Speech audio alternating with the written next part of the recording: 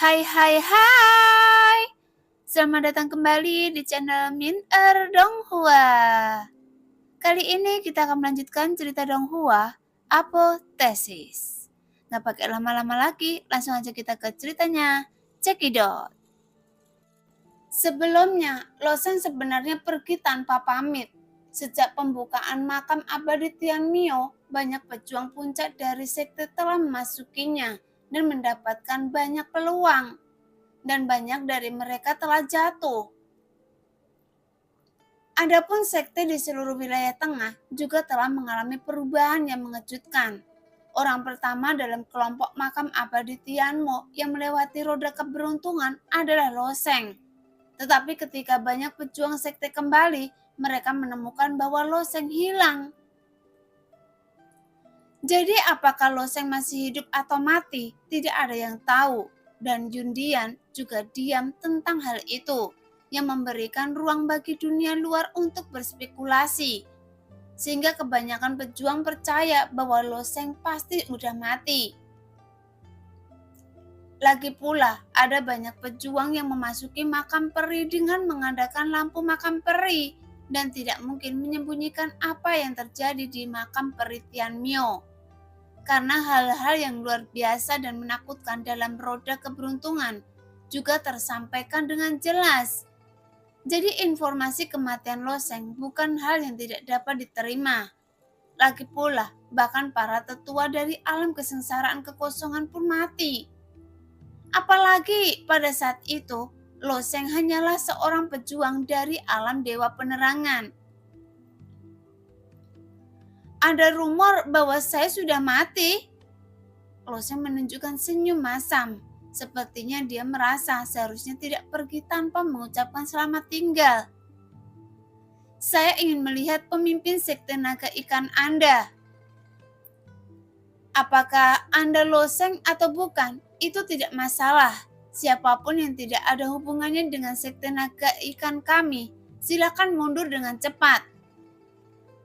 Meskipun tetua alam kesengsaraan kekosongan lainnya berkata, sepertinya dia tidak terlalu tertarik dengan identitas Loseng. Lagi pula seluruh wilayah tengah sekarang bergejolak dan tidak dapat diprediksi. Jadi lebih baik berhati-hati dalam segala hal.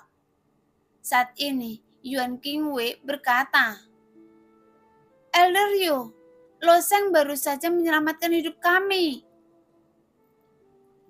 Omong kosong, Yuan Qingwei. Kalian bertiga datang ke sini. Tetua itu memarahi Yuan Qingwei dan kemudian dia menoleh ke Loseng dan berkata dengan dingin, teman Anda ini adalah saat yang luar biasa. Jika Anda tidak pergi, jangan salahkan saya karena bersikap kasar. Sebenarnya, Loseng datang ke sekte naga ikan tidak memiliki persyaratan lain. Dia hanya ingin menanyakan berita tentang wilayah tengah melalui sekte naga ikan terlebih dahulu.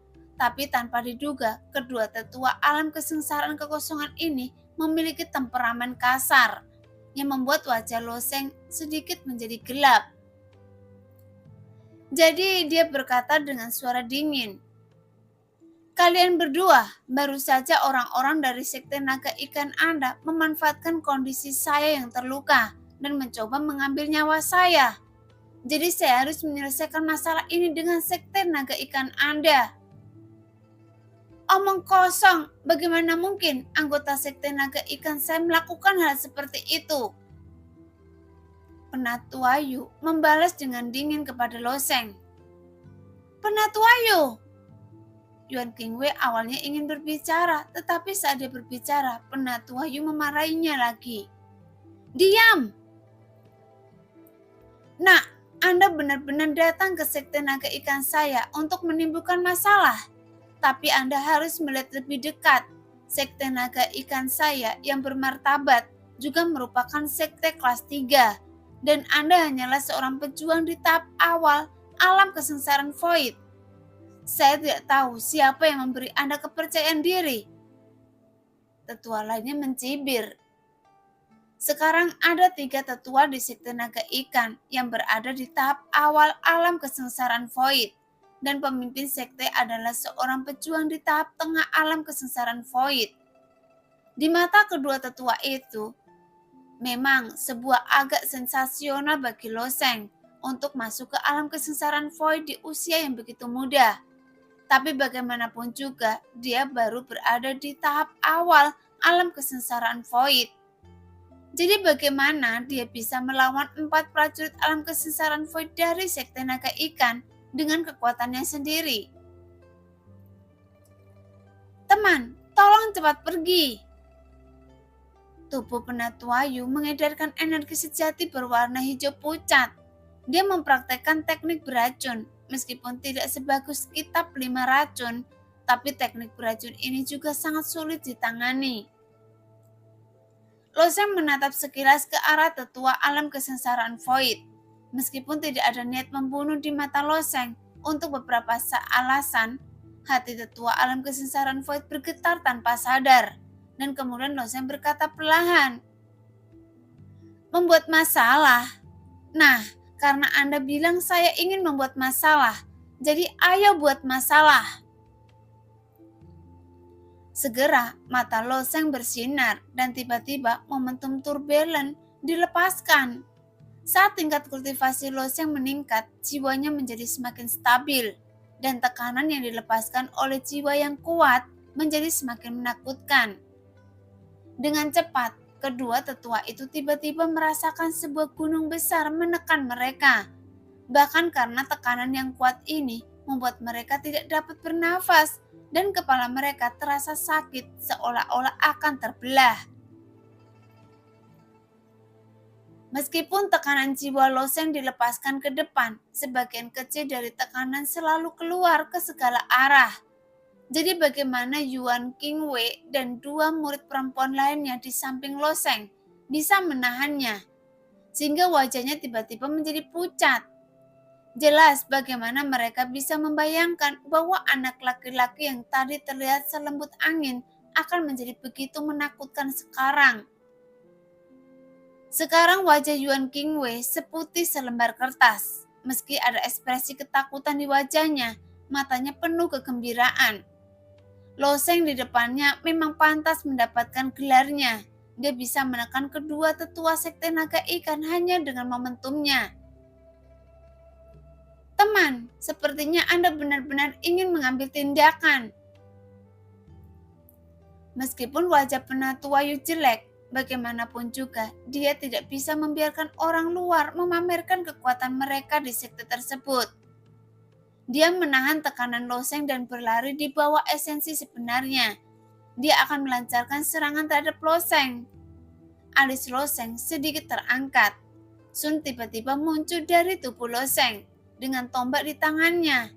Ujung tombak itu menyapu dengan kecepatan kilat. Kemudian ujung tombak itu ditempatkan di leher Penatua Yu. Namun sedikit menggerakkan tombaknya, kepala Penatua Yu pasti akan jatuh ke tanah. Tapi aura yang dipancarkan Sun seperti raja segala makhluk hidup, dan tidak ada jejak belas kasihan pada pupil merah yang cantik dan tak tertandingi itu. Jadi Penatua Yu tahu betul bahwa selama dia bergerak sedikit, wanita ini tidak akan pernah menahan. Tuan Muda Loseng datang ke sekte saya dan saya gagal menyambutnya dari jauh, jadi saya lalai dalam tugas saya.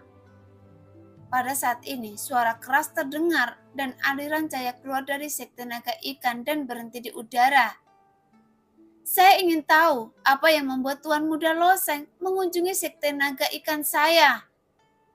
Meskipun mereka telah meragukan identitas Loseng sebelumnya, tetapi setelah melihat roh pedang di samping Loseng, mereka dapat memastikan identitas Loseng. Karena setiap orang yang pernah mendengar legenda Loseng, bahwa roh pedangnya adalah wanita asing yang cantik. Dan hanya ada sedikit pendekar pedang di wilayah tengah yang memiliki roh pedang. Dan tidak ada satupun prajurit yang memiliki roh pedang wanita cantik, kecuali Loseng. Sebelumnya, Loseng hanya ingin mengunjungi orang ini. Bagaimanapun, Yuan Qingwei tidak tahu banyak informasi. Karena sebelumnya, Loseng kembali kali ini dia secara alami ingin mengetahui situasi yang terjadi di wilayah tengah.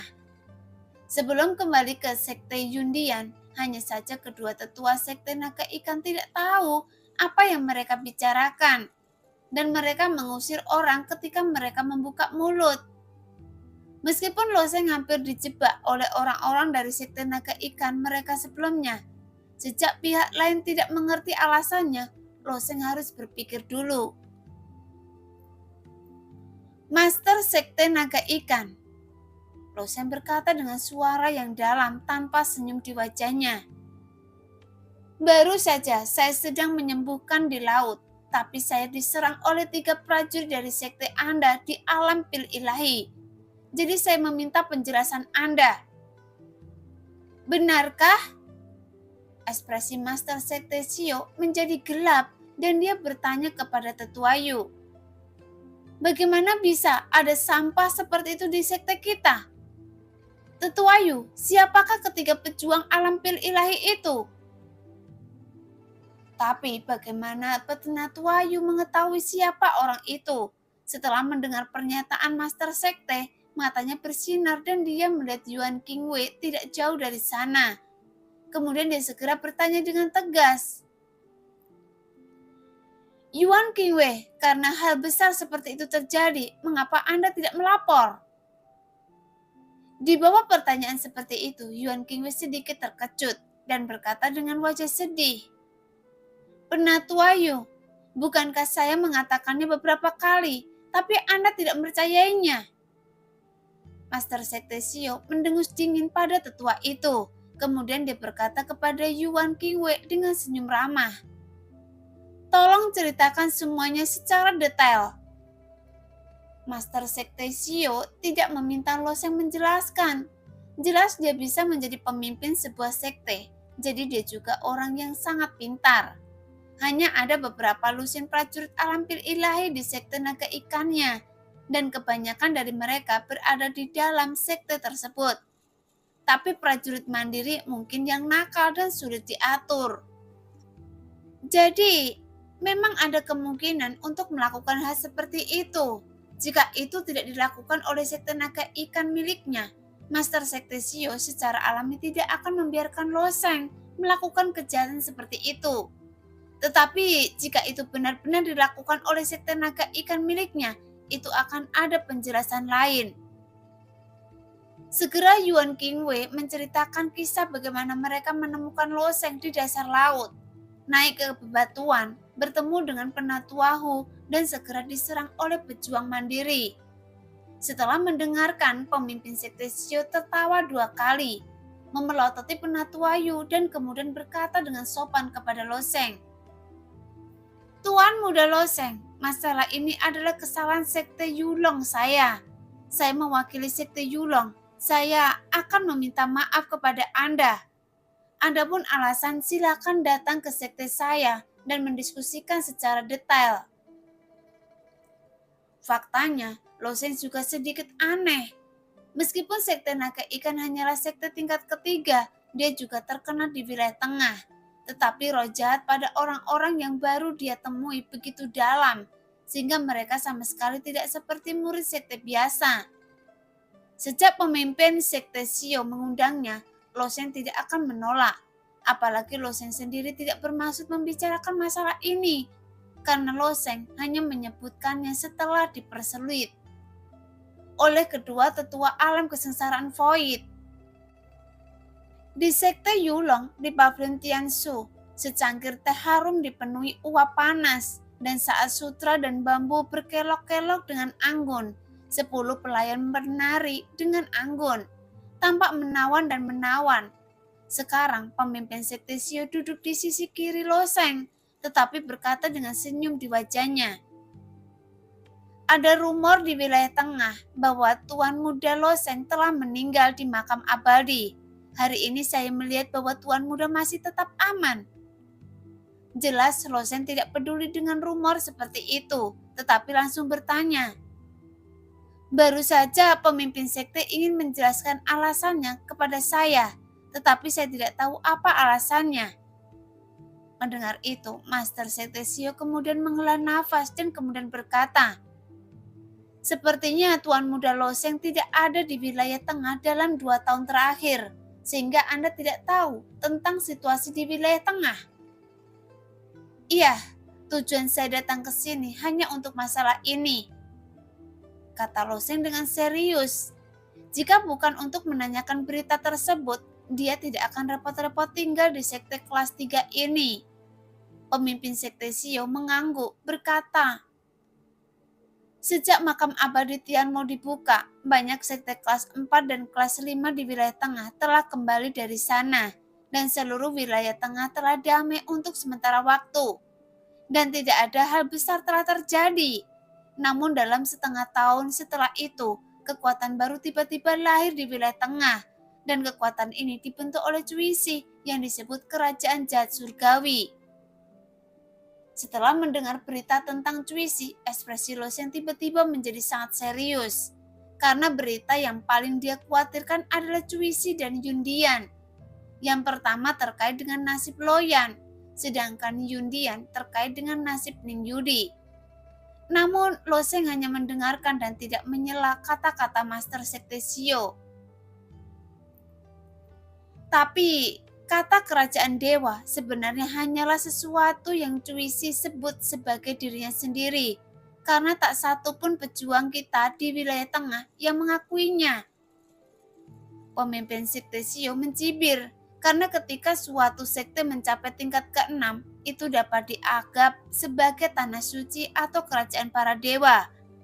Meskipun tanah suci itu masih dianggap sebagai sekte, sebenarnya tanah suci hati ungu juga dapat disebut sekte tingkat ke-6, sedangkan sekte tanah suci Tianyu itu disebut sekte tingkat 7. Tetapi kerajaan dewa berbeda. Setelah kerajaan dewa didirikan, seluruh kerajaan dewa menjadi milik Cuisi, sehingga setelah Cuisi naik tahta, dia seperti Kaisar Fana. Adapun alasan Cuisi mendirikan kerajaan kejahatan surgawi di wilayah tengah, sebenarnya itu untuk mencangkup kekuasaannya di seluruh wilayah tengah, sehingga banyak sekte kelas 5, sekte kelas 4, dan bahkan sekte kelas 3 dan 2 di wilayah tengah bisa dibawa kendali dalam kekuasaan Cuisi. Jadi bagaimana mungkin pejuang lain di wilayah tengah bersedia tunduk pada Cuisi? Ketika Cuisi pertama kali membentuk kerajaan dewa surgawi, beberapa sekte besar bersama-sama menyatakan bahwa mereka menolak untuk mengakui keberadaan kerajaan dewa surgawi milik Cuisi. Sebenarnya baik aliansi bisnis dunia maupun sekte Suling tidak menentang jika Cuisi membentuk sebuah sekte.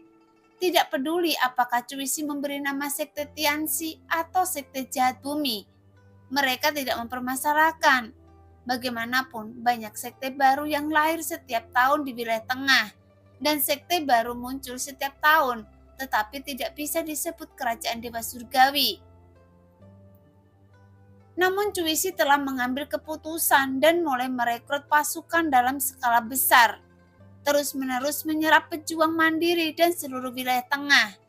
Karena bertahun-tahun yang lalu, seseorang menyatakan bahwa kekuatan terbesar di wilayah tengah bukanlah aliansi pedagang dunia atau sekte Rovoid, melainkan pejuang mandiri.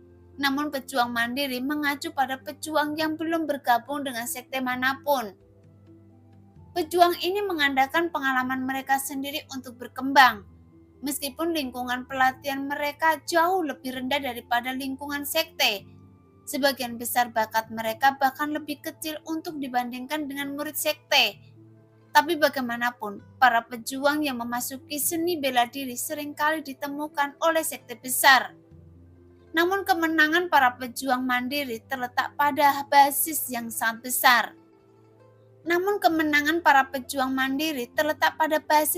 besar. Dengan banyaknya talenta yang dibagi oleh banyak sekte, selalu ada yang terlewatkan.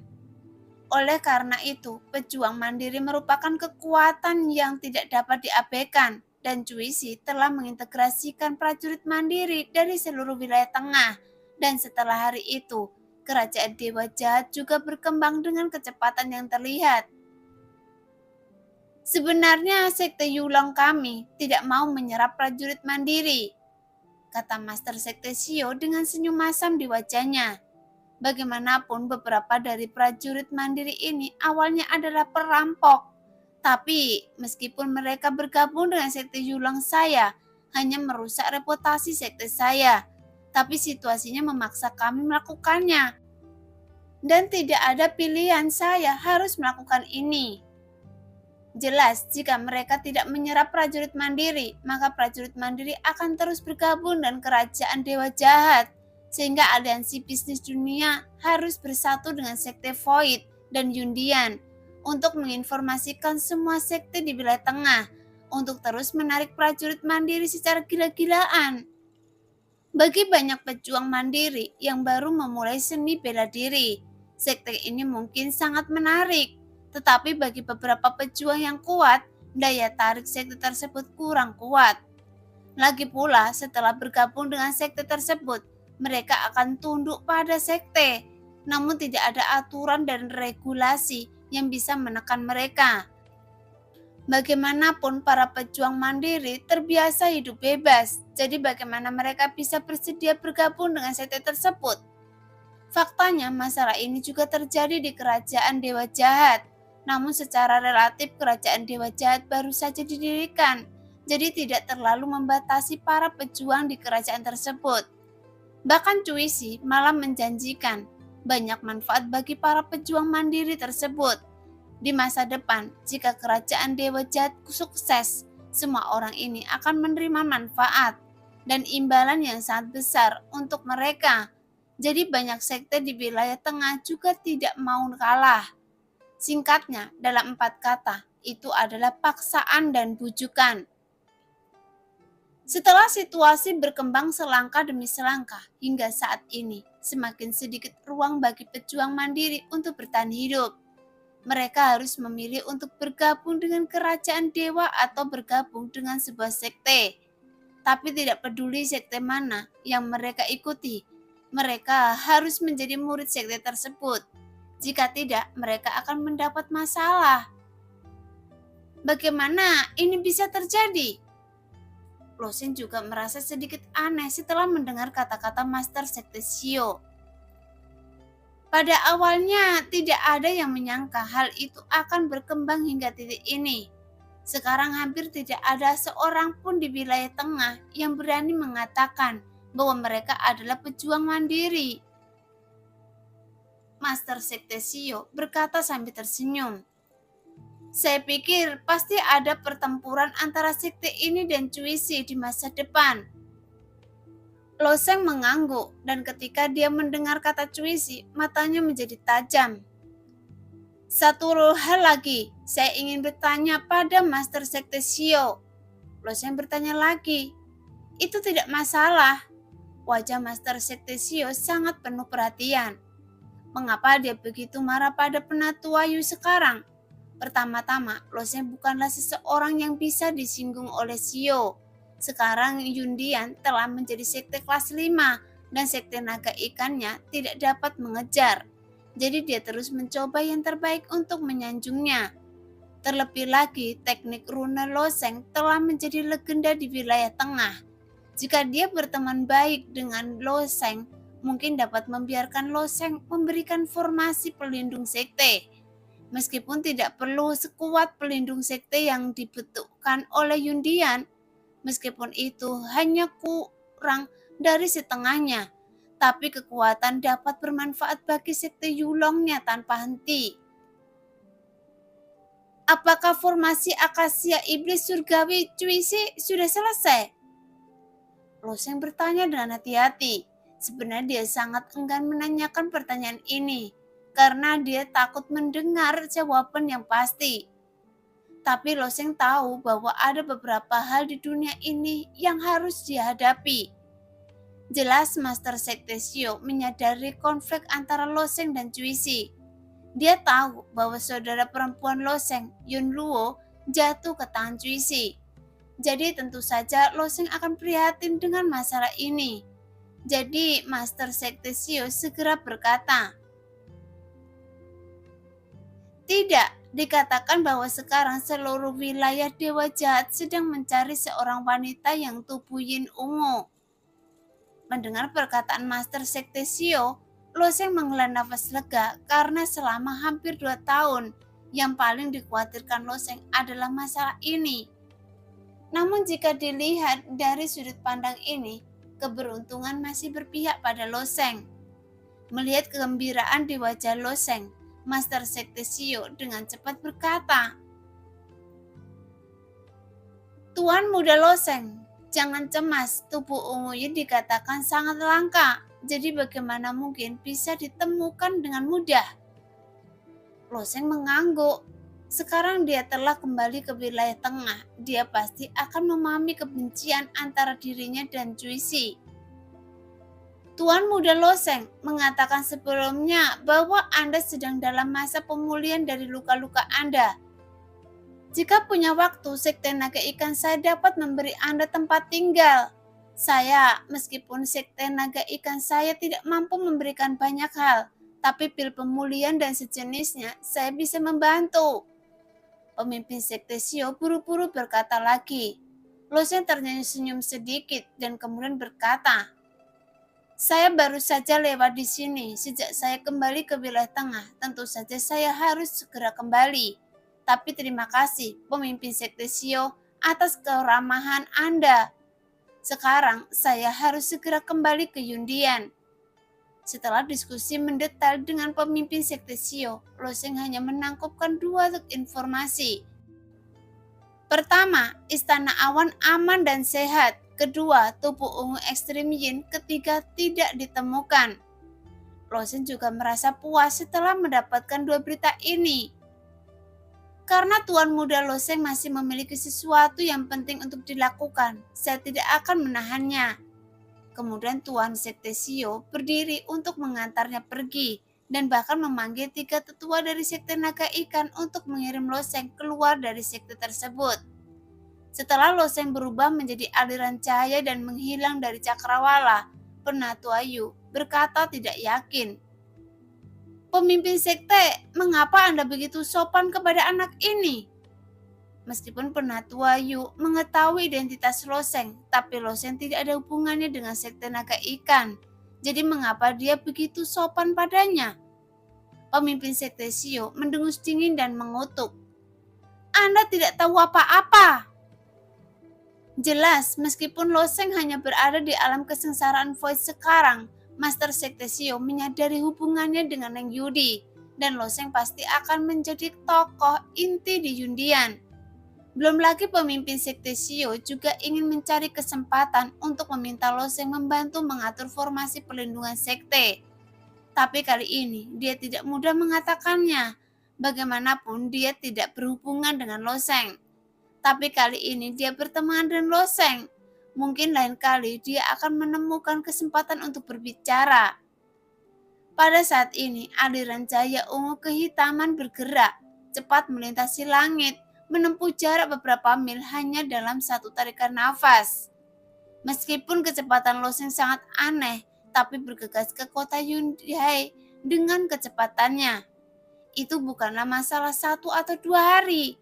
Jadi arah yang dituju Loseng bukanlah kota Yunhai, tetapi kota besar di sebelah timur wilayah tengah, kota Sutian.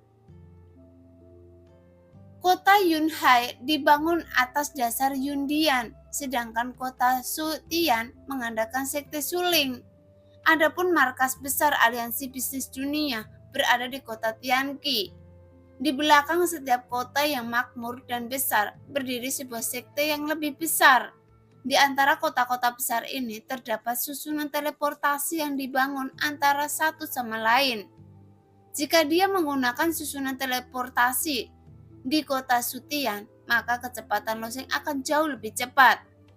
2 hari kemudian, Loseng datang ke langit di atas kota kuno ini. Jika kota Tianqi adalah kota paling makmur di seluruh wilayah tengah karena keberadaan aliansi bisnis dunia, maka kota Sutian adalah kota tertua di wilayah tengah. Karena sejarah sekte Suling jauh lebih panjang dibandingkan dengan aliansi bisnis dunia. Berdiri di atas kota Sutian, melihat seluruh kota ditutupi dengan bangunan-bangunan kuno. Bangunan-bangunan ini kurang lebih memiliki beberapa sindiran sejarah. dan disebutkan dalam berbagai tulisan kuno. Jadi dapat dikatakan sebagai kota bersejarah. Begitu mendekati kota Sutian, Loseng merasakan larangan terbang di udara. Pembatasan di kota Sutian ini juga dikatakan dibuat oleh Feng Guanyu. Namun kemudian dihancurkan. Meski begitu, Sekte Suling masih memperkerjakan banyak ahli formasi untuk menata ulang dengan biaya besar. Dengan kekuatan Loseng saat ini, dia sebenarnya bisa mengabaikan pembatasan udara. Tetapi setelah memikirkannya, dia tidak ingin menimbulkan masalah yang tidak perlu. Jadi dia mendarat di jalan resmi dan berjalan menuju kota Sutian. Saat ini, beberapa tentara berdiri di pintu kota Sutian, terus-menerus mengamati ke orang-orang yang masuk dan keluar gerbang kota.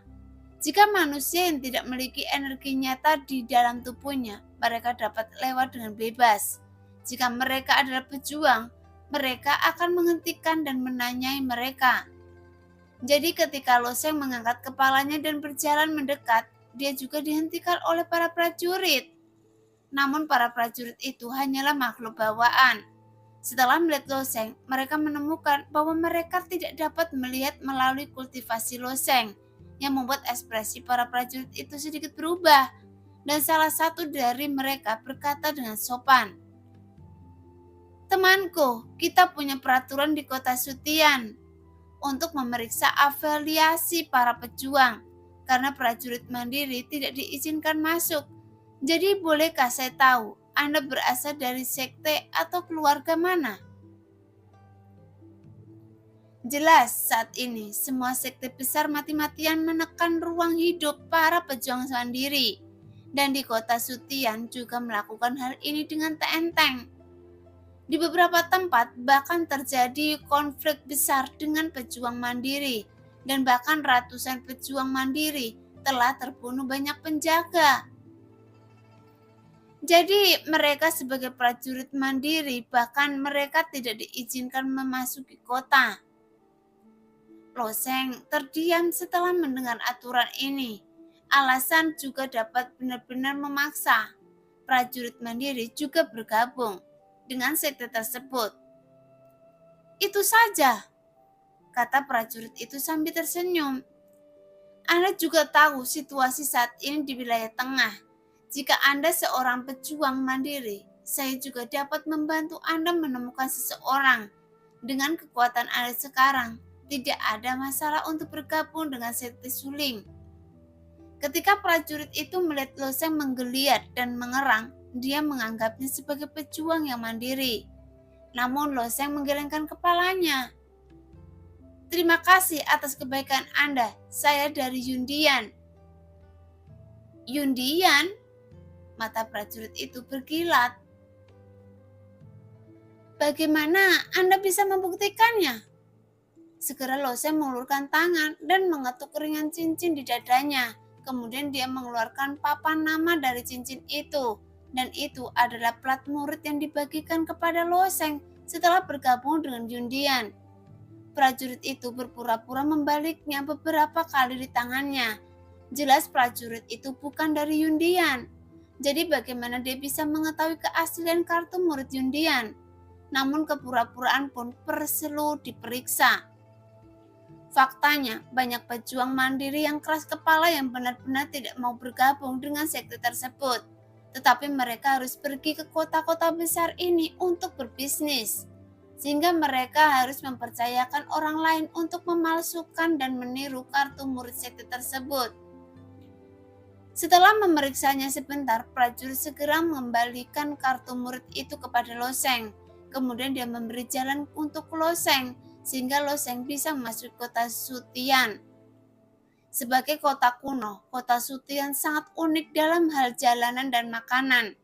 Dan Loseng tidak terburu-buru menuju susunan teleportasi, tetapi memasuki pavilion Qin Yue yang bergengsi di kota Sutian, bersiap untuk beristirahat sejenak sebelum berangkat. Adapun pavilion Qin Yue ini tidak tinggi, hanya 3 lantai, namun berbatasan dengan sungai Qingshui.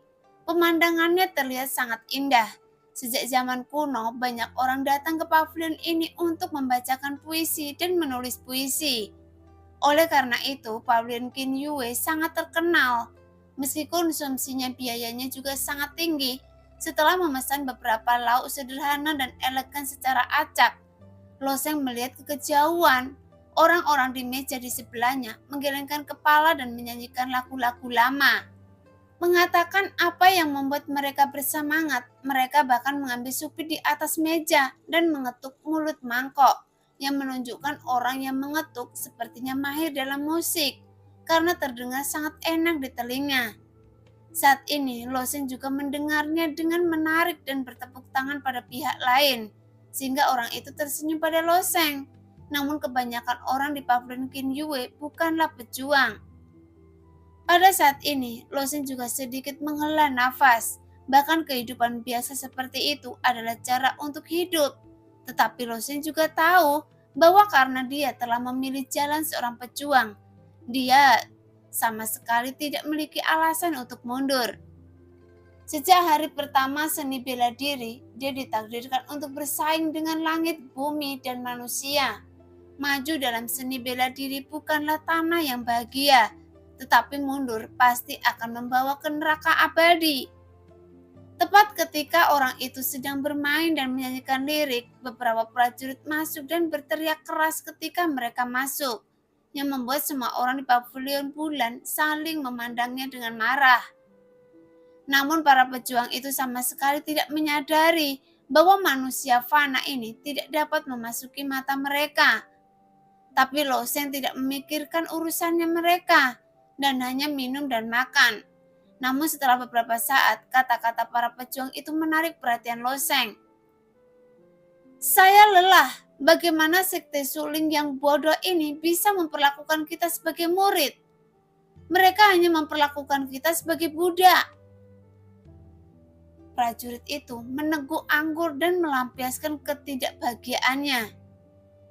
Saudara Cui, jangan terlalu berisik. Jika murid dalam dari sekte roh kekosongan mendengarnya, akan merepotkan untuk mengajukan keluhan. Prajurit lain mengingatkan dengan suara rendah. Loseng akhirnya mengerti bahwa para pejuang ini seharusnya menjadi pejuang mandiri, tetapi mereka terpaksa bergabung dengan sekte roh void karena putus asa. Tetapi terlihat jelas bahwa mereka sangat tidak puas dengan situasi mereka saat ini. Saya harap masalah ini segera berakhir. Kalau tidak, akan sangat membosankan berkeliaran di kota ini sepanjang hari dan dikelilingi musuh. Saya mendengar gadis keluarga Si harus segera menemukan pria untuk diajak tidur, sehingga dia akan mengerti segalanya dan tidak akan mengkhawatirkan Cuisi. Mendengar ini, Loseng kaget dan telinganya tiba-tiba berdiri. Apa maksudnya ini? Loseng langsung khawatir dengan Cuisi, karena Cuisi adalah orang nomor 1 di wilayah tengah. Wanita seperti apa yang tidak bisa dia dapatkan? Tapi jika dia bilang dia merindukan wanita itu pasti ada hubungannya dengan tubuh Jiziyin.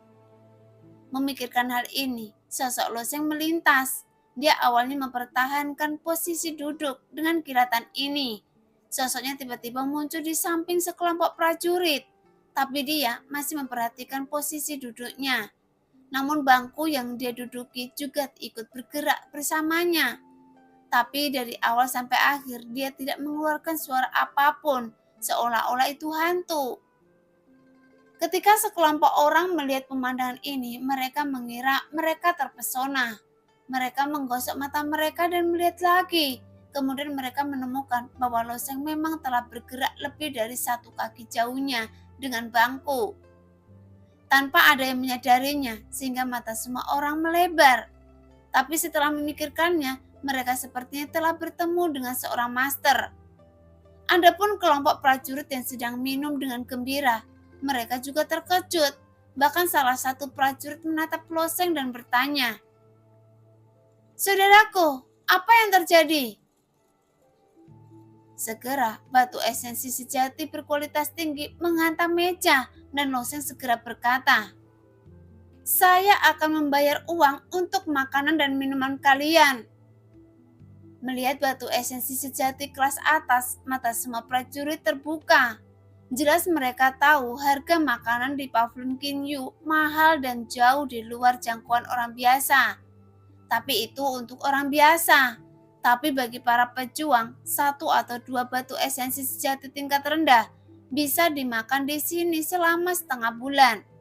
Tapi batu esensi sejati kelas atas yang dibuang begitu saja oleh Loseng sama dengan 1 juta batu esensi sejati tingkat rendah. Dengan kata lain, itu dapat menutupi seluruh pavilion Kiwi dan memakannya setiap hari dan setiap malam selama beberapa dekade. Nah, demikianlah cerita hari ini. Terima kasih yang sudah menonton video Min Earth sampai selesai. Sampai jumpa di video selanjutnya. Bye-bye.